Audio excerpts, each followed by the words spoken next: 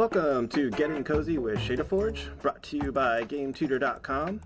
In this course, we are going to cover the usage of ShaderForge, a plugin for Unity 3D, which allows us to actually create shaders in a node-based approach. Now, we've all seen this type of approach before in other game engines such as Unreal, Gamebryo, a lot of those types of packaged game engines that you can find out on the market today. But ShaderForge really is the first time that Unity has gotten a really solid material type editor, all node-based. So throughout this course, we're going to learn things like blending textures with vertex colors. We're going to learn how to do some nice faked lighting effects, such as using a 1D ramp and a 2D ramp.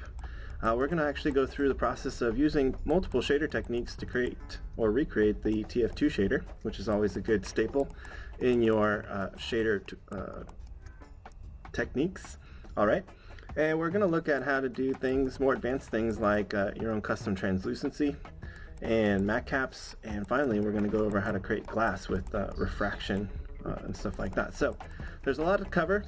And basically, we're going to take you from not knowing anything about shaders to making you very capable to create shaders inside of ShaderForge. All right. So without further ado, let's get started.